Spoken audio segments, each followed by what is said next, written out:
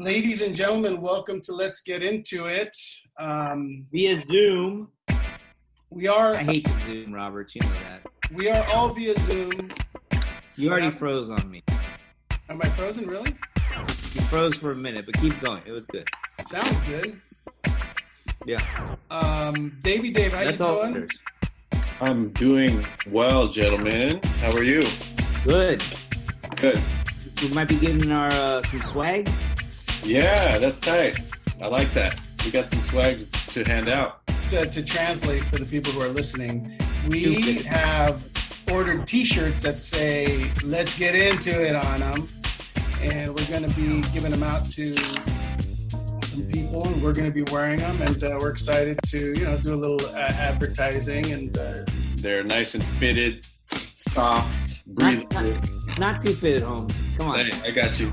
I'm making you a special one. Yeah, I like that. You know, it's funny. When I was younger, I'm in my 20s.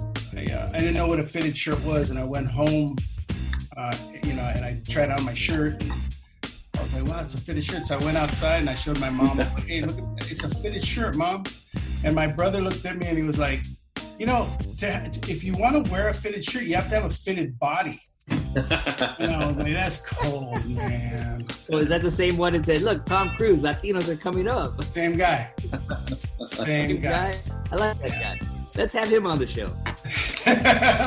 Nah, he'll just tell you what a jerk I was my whole life. The quarantine has been going on for forever, but like since March 13th, really. Yeah. That's a long time, man. It's too long. It feels like a long time, but just to give you an idea of what's happening in the industry, we have a movie that we're making for Lifetime. It looks like it's finally going to shoot in June. You have this great opportunity to make a movie, and you're excited. And movies are when you're making them and you sell them, and a network's expecting it. It's exciting. But then to add like the whole Corona thing, and we've been waiting to get started, but now you're going to get started on your movie, but you can't have a bunch of people on the set. You can't really have any trailers. You have to have a medic the entire time, taking temperatures in the morning, asking everybody questions. If you're an actor that's working for one day, and you're showing up on the set of Feliz Navidad, in the middle of the shoot, you got to be tested. So It's just a weird atmosphere because, one thing is you're making a movie, it's exciting. The other thing is all of these restrictions now exist. So what that means for us is we have to relook at the script, the Peter Murrieta, Eliza Murrieta script, and we have to pull scenes that have large crowds in them. So our movie was going to have like this big finale where it was a festival and people were buying stuff and eating and dancing and having fun. Now that has to change, and now it has to be an indoor thing that's smaller. No more festival, no more outside. And we have to duplicate the audience because you can't have more than 25 people in the audience or 50 people on a crew. So if 25 are the crew, and PAs and additional people and helpers and stuff, then you've got only 20 extras for your audience. That's not going to work. So there's this thing where you could duplicate the audience. You shoot 20 of them in one spot, move them over, 20 of them in another spot, move them over, and then you piece it all together in post. I was going to say like green screen, right? You could do kind of green screen stuff, but not really. Yeah, you sit 20 people in the seats and you put a big old green tarp behind them, and then you move them over and then you do it again. But they have to do, each time they have to be like, okay, you're really excited. Ooh, the person just fell down. Oh, shoot, this is the best part of the show. Okay, standing ovation. Like everyone has to. So they're going to do wardrobe changes for the extras? They have to be, right? Not only do they have to do wardrobe changes, but we have to move them around so that they're not always sitting next to the same person and look, Or recognized, yeah. Maybe put on a hat. One time they're like dry hair, the next time with gel. You got a lot of work to do, Tuddy. Me? Aren't you working on it? I have no idea. I have no clue. Sometimes I am, sometimes not. I don't know. That's the movie business. Hey, Tuddy, how's work on Access? Is it any different than when this thing started? Totally different. It's crazy. Well, actually, it's starting to pick up, but it's a trip because we're doing the show with 3 people physically. You know what I mean? Like on our end. Kit is doing hers, but she doesn't have like a producer or anybody. I think she just does her thing on her phone or on like a Zoom like this with Lopez. Same with Scott. But at Lopez's house, it's me, a camera guy, and a producer.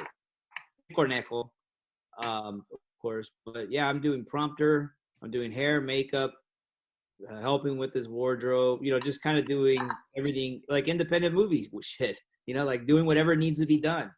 Breaking down, setting up if need to be, you know, whatever. So yeah, it has been. It's been a change, but we've gotten the hang of it, the swing of it. Now they're adding more and more stuff, which is good. So yeah. So tell me about how it works. So you're working on the show. You're doing your day job. Are you writing?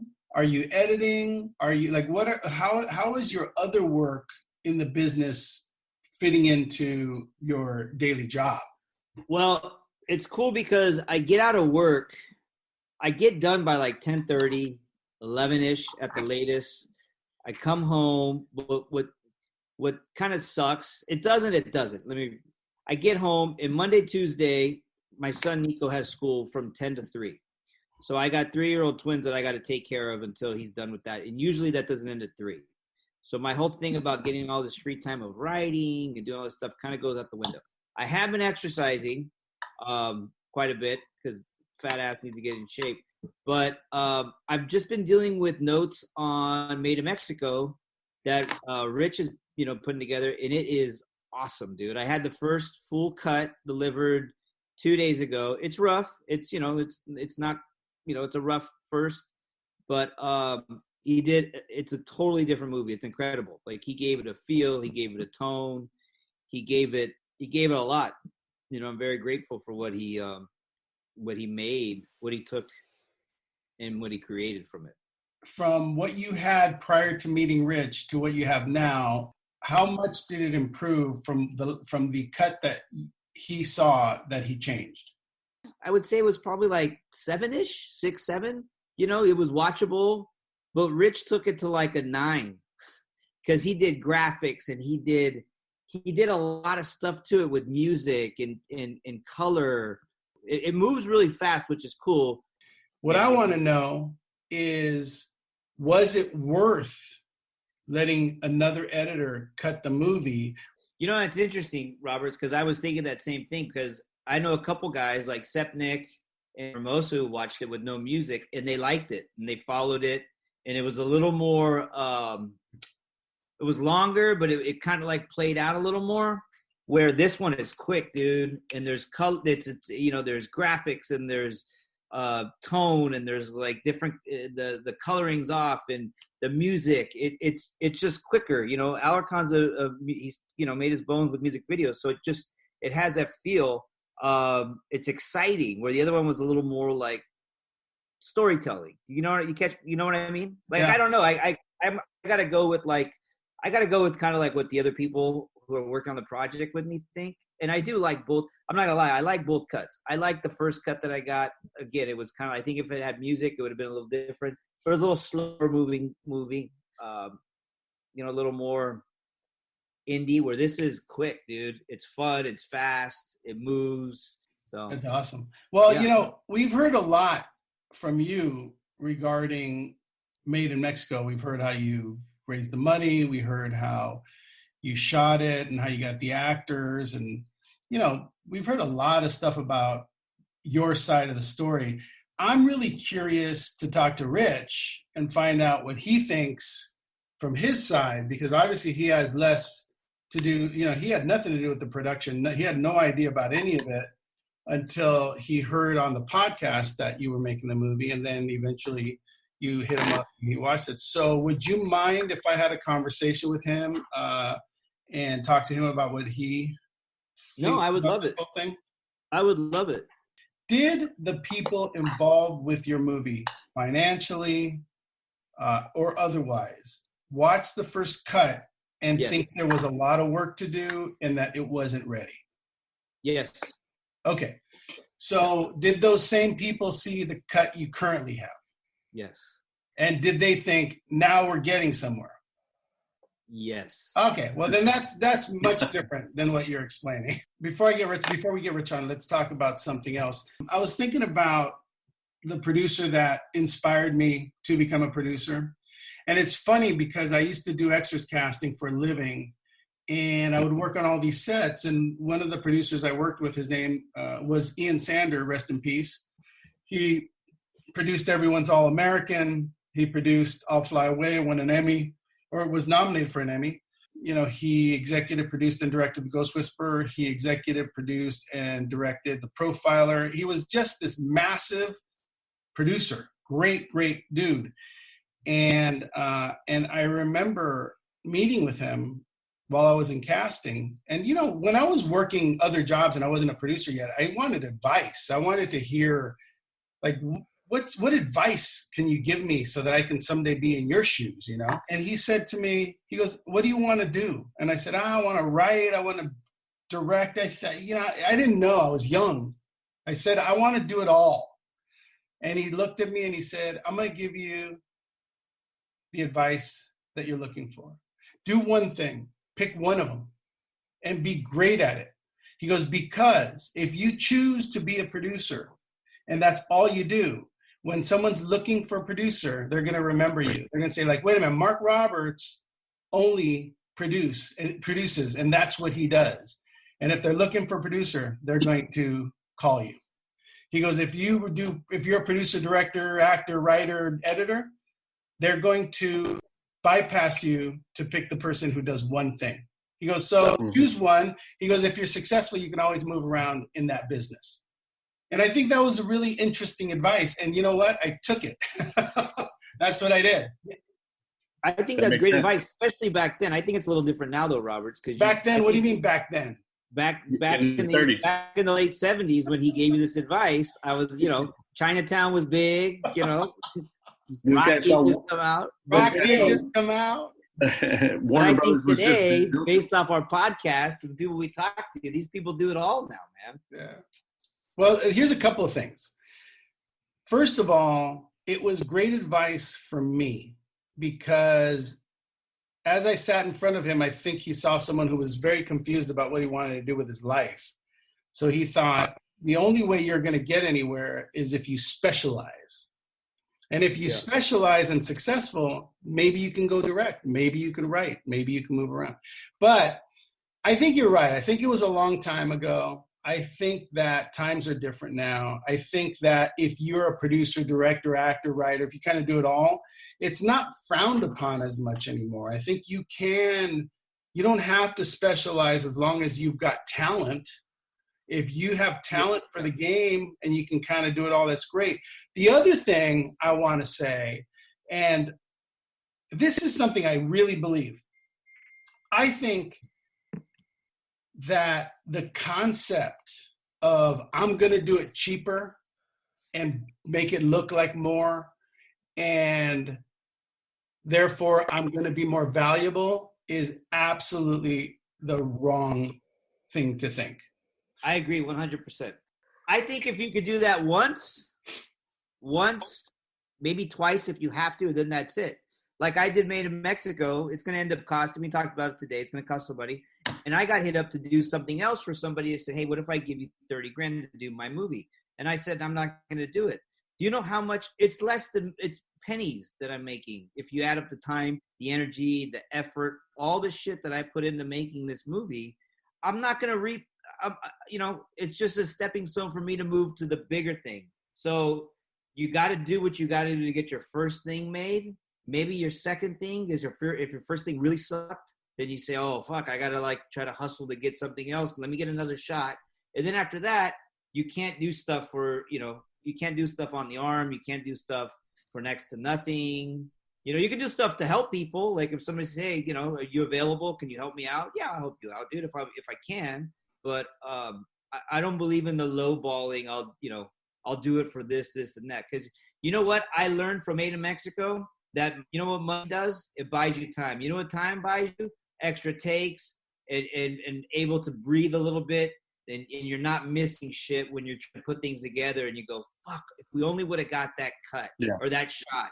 We were right there. Why didn't we do it? Well, we didn't do it because we shot a feature film in 7 days. We were shooting, 16-hour days trying to get out of the house because, the guy wanted me to leave because his kid had to sleep, or, it's getting late and people are tired and they're hungry. You're like, all right, dude, let's just wrap this up. You don't want that. A lot of times when you get on a set that doesn't have any money or that has very little money, the success of just being there becomes overwhelming. The whole idea that you're even shooting a movie becomes overwhelming. And then your decisions are no longer based on whether or not you're doing the right shot or doing the wrong shot or what you're not getting or you're getting. You're just happy you're there and happy you're succeeding at it and happy that you're doing it. And eventually you're just happy that you got it in the can and that's a miracle, right? Yeah. But the reality is that that's not what you should be thinking. What you should be out there thinking is whether you have a $10 million or $1,000, the mentality of the work that you're doing should always be the same.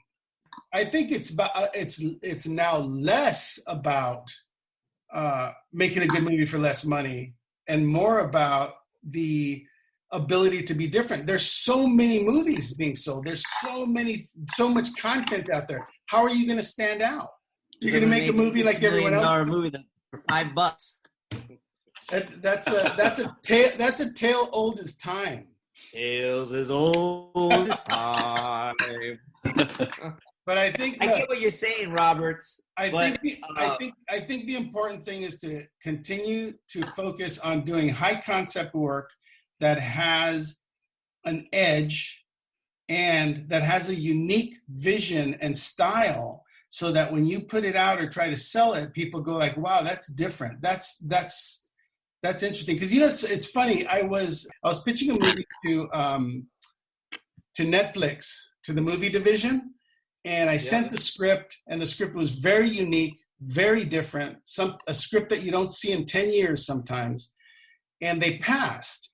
I wrote to the guy. I said, I appreciate that you're looking at the product, and I appreciate that you look at the films that I send you. I said, but the reason to make this movie is because it's different than what you guys keep showing on Netflix.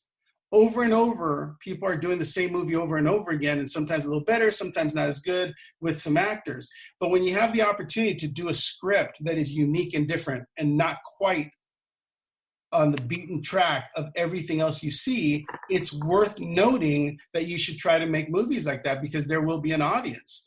He disagreed with me, but that was my argument. You brought him fucking Rocky, and he said no thanks. No, I didn't bring him Rocky. I brought him Raising Arizona. No. Not interested. Pass. Did you take it elsewhere? Yeah, I have it in 10 different places.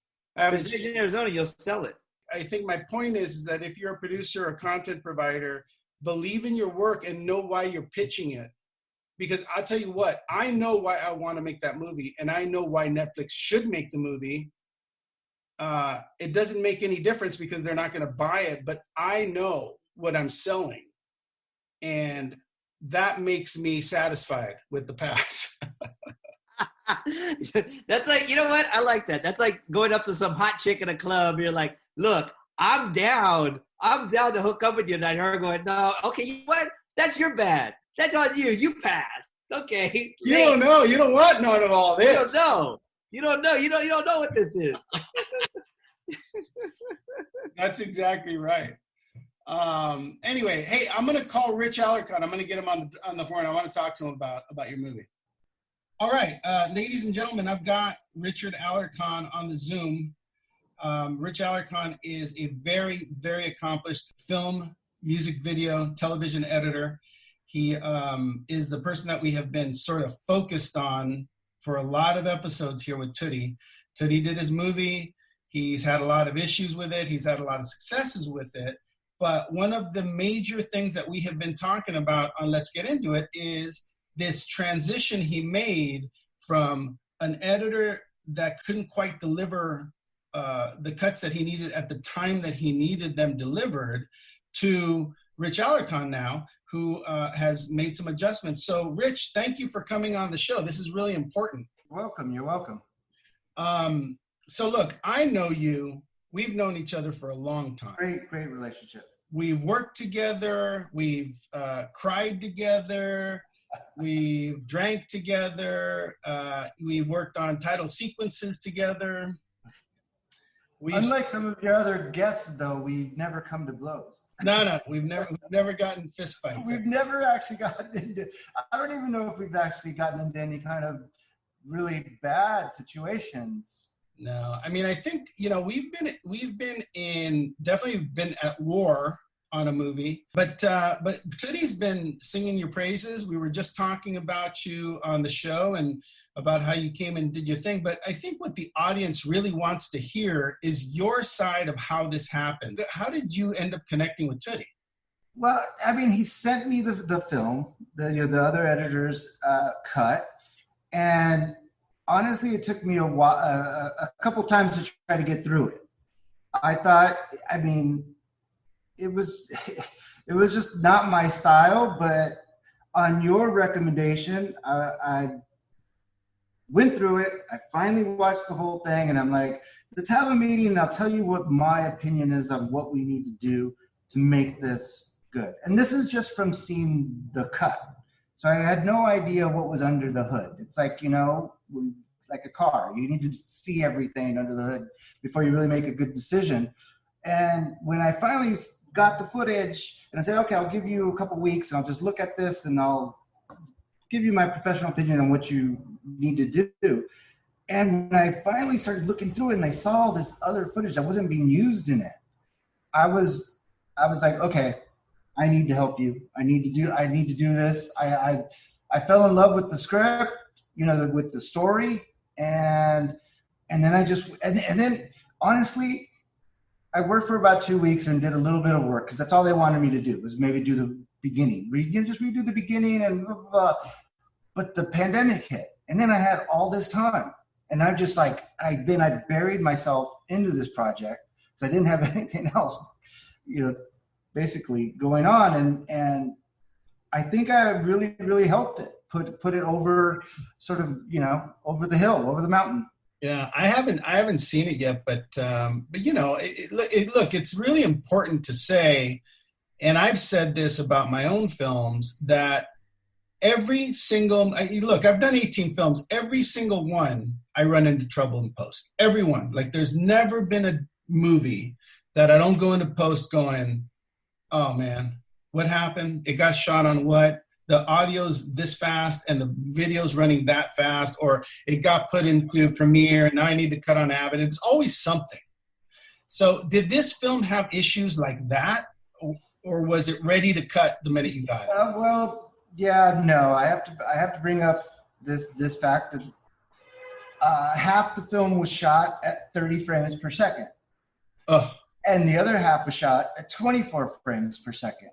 And when I finally figured this out, because it's like going through everything and importing into the Avid, which I edit on, it was mind blowing. I'm like, what is going on?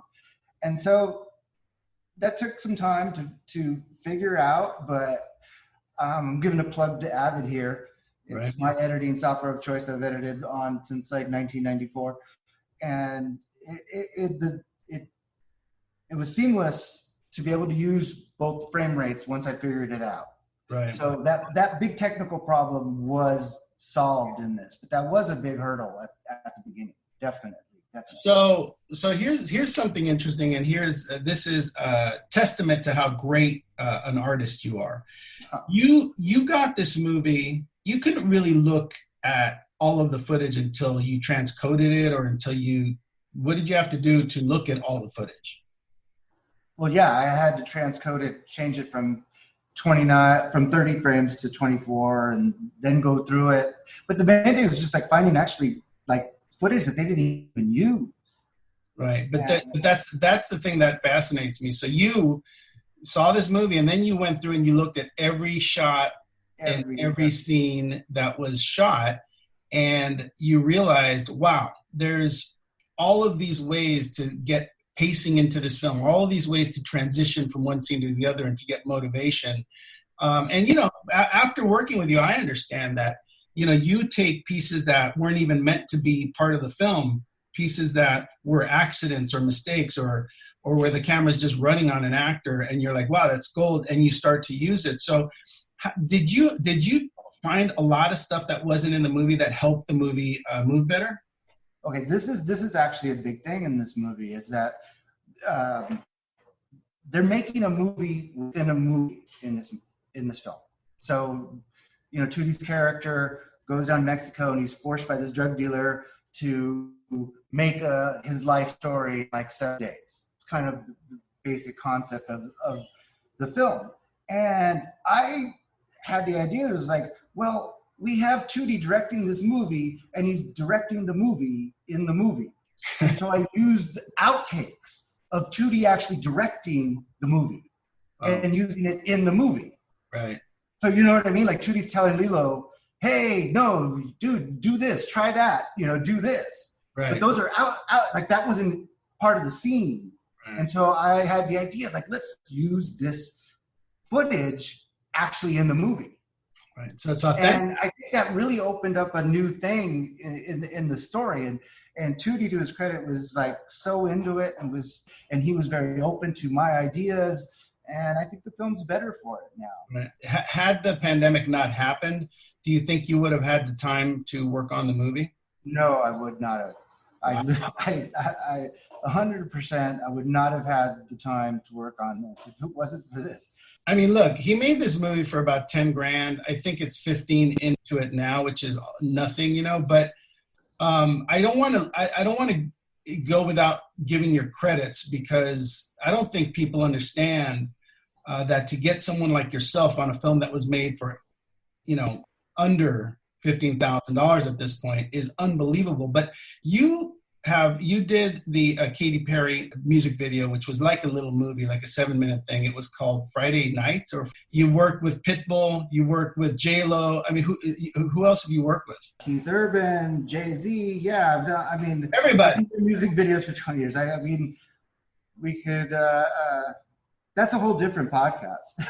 but you also have been nominated for music video of the year. Yes, for best editing at the GMAs, and yeah, I'd have multiple videos that have won best video of the year. Blah blah blah. Yeah, well, I think that you know, one thing I've always told people that, you know, especially now in the era of, you know, TikTok and everything being short, you know, there's a pacing to how people like to watch movies, and a lot of it has to do with music and the way you edit. You know, there's definitely a flow and a transition and things that just make you feel comfortable watching the movie. And also there's a lot of music connected to how you edit, right?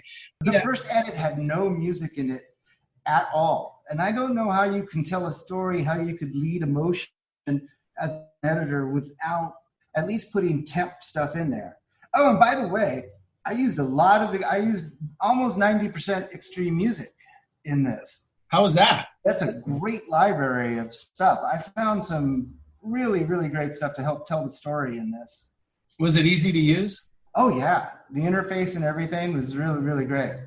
And I had never really used a library that was that extensive and, you know, had like really great search engine. Didn't take long. Sometimes you could fall into a hole like trying to find music on some of these other music websites, and that one was definitely really easier to use. I'm gonna let Russ Emanuel know that, the guy who pretty much invented that business. Yeah, no, that's great. But that's amazing. But look, I do want to thank you. By the way, thank you for clearing this up, because none of us believe Tuddy anymore. But apparently, the movie's great. It's headed in the right direction. How close are we to it being done? It's up to I'm taking a break right now. It's up to I gave them a full rough cut.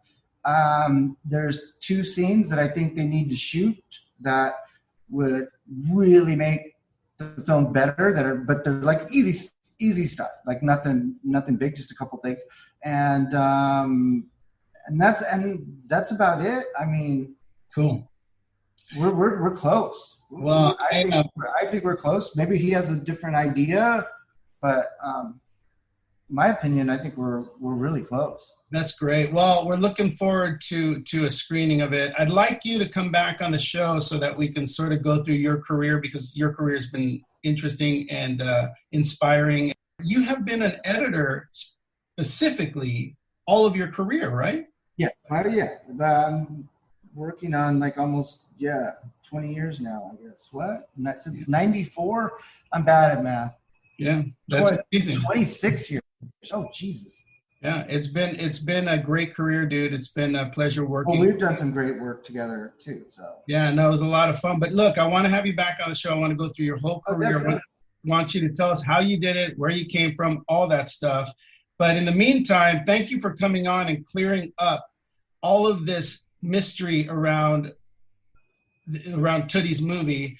And let's have you back on very soon, dude. Thank you. I by the way, I'm a big fan of the podcast. I've listened to pretty much almost every one. So, and you use your own podcast against me. That's the funniest thing I ever heard. All right, buddy. Well, look, continue the good fight. We'll see you guys. All right, we'll see you soon. Bye-bye. Yeah. All right, so that was what Rich Alarcon had to say. And I think it's very interesting. Very different point of view. Yeah. Right? Editors always think that they save you anyway. Let's be honest. Well, you know what? I'm not going to lie to you. In this situation, he kind of did. He kind of, as a filmmaker, he really helped me. He helped me. You know, you really got to do a lot of pre-production. Some people can't. Steve McQueen, he doesn't have a shot list. He doesn't do any of that. He goes on vacation. He looks at what he wants. He looks around. He says, okay, we're going to shoot this here. We're going to shoot that there. We're going to do that. Some directors, some people could do it that way. I think I need to have – we had a shot list, obviously. We, you know, most of the places that we scouted out, I regret I did not do a table read. That was the one biggest regret I had, because I didn't get to hear the dialogue until we were rehearsing before we started shooting. And I don't know, in my head, I thought they would say it this way. And as they said it, it came out differently. But, you know, I tried my best to try to work with them then and there. And, you know, it ended up working out. But that's the one big regret I had, was not sitting down with all my actors, doing a table read, and just hearing the words come out of their mouth, you know, because then I could have done stuff right then and there with the script, with them, with you know, as opposed to trying to do it on the set. Well, looking forward to seeing it. I'm glad that you hooked up with Rich. I emailed Russ Emanuel last week after our show, and I sent him the show and said, hey, we had a really fun time with extrememusic.com talking about, you know, a pandemic, and talking about whether or not there was pandemic type music on extrememusic.com, which then, of course, he listened to and he wrote back. And I'm going to tell you what he said, just because it was very nice. He said that he really appreciated how unique we are, and I'm paraphrasing, in how we represent his product, you know, represent his company. So he just thanked us for being original and being, you know, cool. And he just really had a good time. He really appreciated what we did. So I just wanted to talk about, how did the extreme music part of the movie that Rich cut, how did that sound? Amazing. Rich said it was awesome using it because he got what he needed. He didn't have to spend too much time. He just plugged stuff in. He was able to pull things out and put things in terms of, like, you want to take the bass out of that. You want to just do the treble. You want to put that piece here to lead up to some action or some moment. He said it was amazing. Good. And you know what I think too about whatever we get on our show, like we're in talks with the kombucha company, we're in talks with possibly CBD.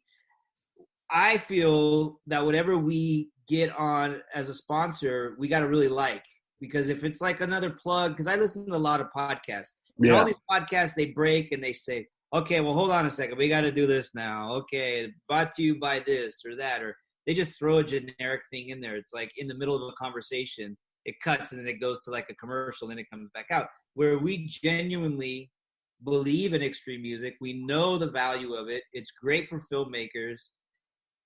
We like the product. So that's why we talk about it so much. And shout out, Russ. Appreciate you. Love your stuff. And hope to keep working with you for a long time to come. Yeah, it's a great site. Nice. Well, definitely keep them in mind. I know that Russ is a genius, man. I mean, when you go to the extreme music site, you realize that didn't happen overnight. It's not just someone who created an app. This guy has relationships with all of the major artists and composers all over the world, some of the biggest that are names in film and television today, and they're all there, plus composers from all over the world, uploading their music, different types, anything you can think of on there. And I think last week we definitely had a little fun with pandemic and virus and all that stuff. And yeah, I mean, if you're doing a film or short or any kind of product and you need music, it's affordable. It's a great site, and it really is the best in the biz. So check them out. When the pandemic started, I told you guys I was starting to develop some stuff, right? I'm developing some scripts. Well, what was interesting about that is a lot of the scripts were finished, and I'm now putting them out. One of the shows that we had was discussing whether or not people were taking pitches or reading scripts or any stuff like that. And the answer is, yeah, people are taking phone calls, they're taking pitches, they're reading synopsis, they're reading entire scripts, lots of stuff going on in the business. So I got to say that the pandemic has not slowed any of it down. That's good news. It is good news. If you're out there thinking, well, I can't get to anyone, I can't talk to people, I can't reach out. Well, this dude reached out to me on Facebook, and I responded. I've been back and forth with Ben Bray. He's reading some of my projects, a couple scripts, and he's either going to set me up with somebody, or if he wants to do them, I don't know. But he's a busy dude. Well, not right now because of the pandemic, but he was really, really busy before. But I took your advice, and there's a producer that I follow on Instagram who's done a lot of stuff, and it's kind of in my wheelhouse for one of my projects. And he's been posting certain things over the last year or two, and it's really similar to my thing. So that I'd go message him, and I'd go, nah, I'm not gonna do that. Fuck that. And I'd literally go to the message, like I'm gonna send him a message, and then I would get out. And so the other day I'm washing dishes, and your ass popped up in my head, and I said, you know what, fuck it, I'm just gonna send him a message. Say, look, I know this isn't protocol. I know this is a long shot. I know it's probably, but I follow you in what you've posted over the last year or so. I think would be perfect, especially the type of films that you do. It's in your wheelhouse. If you want to see it, cool. If not, I get it. Let me know.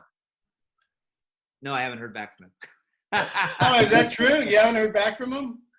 No. Oh, I thought that was a success story. You know what, though? It is a success story. That's awesome that you did that. Sometimes you just have to take a shot. You have to get over that hump. Yeah. Make a call. Tell people about what it is that you're doing, I've been on many very, very one-sided calls where, the person, you could tell they're just thinking, why did you call me? But, a lot of times that's how it is. Well, and you just never know, you know what I mean? You just never know, the comic book guy, you might read this and be like, wow, but he might have given it to somebody who could have helped him for years. And the guy's like, dude, I'm not interested. This isn't my thing. I don't want it. And then you get to you and you make, whoa, this is fucking unique. Let me take it to Netflix. And Netflix says, hey, let's make a series out of this. Before you know it, you got to go where the cheese is, Roberts. Okay? I've been telling you that for years. That's right. There's no cheese, there's no cheese. If there's no cheese, there's no cheese, man. You gotta go past the Rolodex. Is that still a thing? No, it's not. Sorry.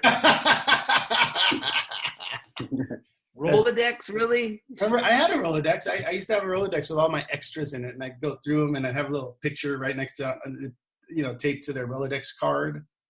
It's actually not a bad idea. Say something on the phone, so then you'd get your encyclopedia out, so you'd look. Yeah, Encyclopedia Britannica.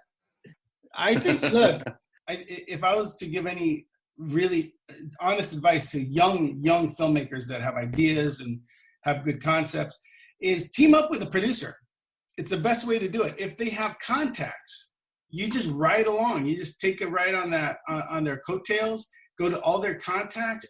Let them make the sale. Let them go produce it. Put your name on the product and go try to do something else. You use those credits to get cheese, to meet new people, to prove your worth. It's an important surround yourself process. with people who believe in you. You go and make projects. Find people who believe in you, who are on your same page, and who want to do shit and go out and make stuff. There's no harm in that. I mean, what's the worst that could happen? You got to keep doing stuff. Because if you try to, he's frozen. You're frozen, bro. Let it go. Let it go. Cold never bothered me anyways. I think we live in a time when we should have better internet. That's what I think. No shit. I mean, come on. It's all part of the plan, dude. 5G, we're all going to be wiped out. So Same. Be careful what you wish for. Right? Hey, so before we go, I want to talk about something very near and dear to my heart. You ready? We're ready. Yeah. All right. Thank you. It's cord cutting. Have you guys cut the cord? Dude, Yeah. I saw your post about the TiVo. I love TiVo. Right. Who doesn't love TiVo? Cake and TiVo. Dude, the boop, boop, boop, boop. You had a little guy with the TV? Yes. It was dope. Yeah. So I didn't even know they're still around. Yeah. So here's what I want to say about it. TiVo was, when they first came out, this was years ago. So you had your cable box, which was the first thing out. Then you were able to add TiVo, which was a connection to your TiVo box that gave you all this proprietary sort of, what's it called? It's called, it was all this proprietary patented device, right? Where it was a remote that had all of these backup and forward and search buttons and stuff like that. And it was so great that people would buy it and connect their cable boxes to it. Well, cable's gone, so TiVo sort of disappeared, except for there was a lot of us who still had TiVo boxes and on DirecTV and stuff that you paid a bunch of extra money to have, and I did.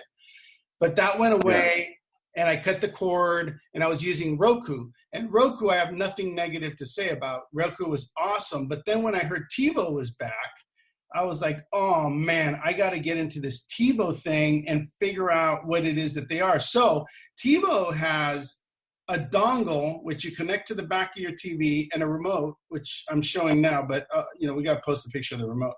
But the remote. It literally has a Netflix button on it. Yeah. Did I see that? Yeah.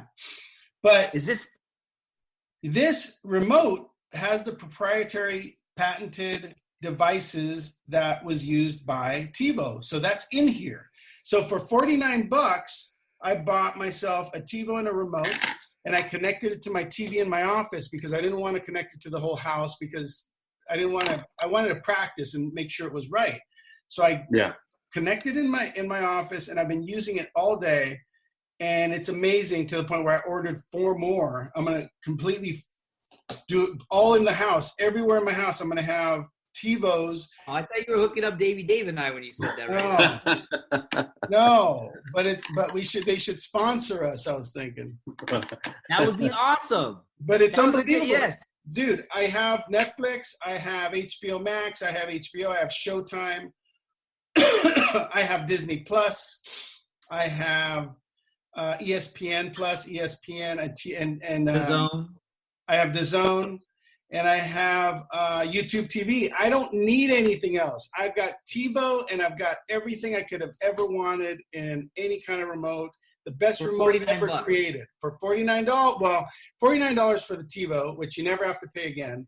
And then you have to pay $49 for YouTube TV, $10 for HBO, $15 for Showtime, $9 for DAZN. So I spend like $73 a month. I've got everything I've ever wanted.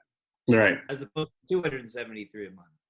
I used to pay about $180, maybe $220, Yeah, no, like $220. Come on. Yeah, it was a lot, dude. It was a lot. But I just want to say, the cutting of the cord. If you're out there listening to this and you're thinking, I ain't cutting the cord because I'm afraid to cut the cord, I want you to think about one thing. Do you really think that a box that was created 20 plus years ago is better than a remote connected to an app? Now, apps we live with every day in our phones and we use and everything, they're being improved every single day, real time. So a box that was created 20 years ago is not better than a cutting of the cord, which is going to cost you half of what you're paying now. I just want you to realize the phone you have in your hand is 100 times better than the box that the cable company gave you. Yeah, for sure. Right? You know what's crazy? At Lopez's house, in addition to the other stuff, he's been using this. Can you guys see that? Yep. What The is it? prompter Teleprompter app on my phone that he could look at himself in a selfie and run the prompter, and it's like he's shooting. Or I have the little rig that I turn around, I put it like that, and then I run it, and it's like I have a jib. It has a little light. It has a little boom, like a small little boom, and I just hold it, and it looks awesome. It's like he's doing his own. It's all a one-man band off of this phone, this old-ass iPhone 8. That's amazing. Crazy, right? It's the future. I know. So go make a movie for $5. Now, get rid of your cable box. Buy either Roku or TiVo. It's funny because when I bought my Roku, I was nervous. So I played with it for a week and it worked and it was great. So then I got all my cable stuff, which was like a lot of stuff. Cable boxes, remotes. I put them in a box and I went to UPS. And when I walked into UPS, they were like, "Oh yeah, come over here." And he brought a box and he put all my stuff in it and he taped it like literally in 30 seconds. It was taped and he had a stamp on it. And he was like, "Okay, thank you." I was like, "Dude, are a lot of people coming in to do this? Because this was so easy." He was like, "Everybody's coming in with their cable stuff." He goes, "We're doing this 150 times a day." He goes, "So yeah, this is totally normal. It's good. They'll have it back in a day." But they told it was no problem. Like, we're happy to return it. Go to FedEx. They'll put it in a box. They'll return it to us. So I don't know. What about Apple TV? Is Apple TV still good or not really? Yeah, I like Apple TV. Yeah, same kind of thing. Yep. Instead of getting TiVo, you could run Apple TV and get all the things I mentioned.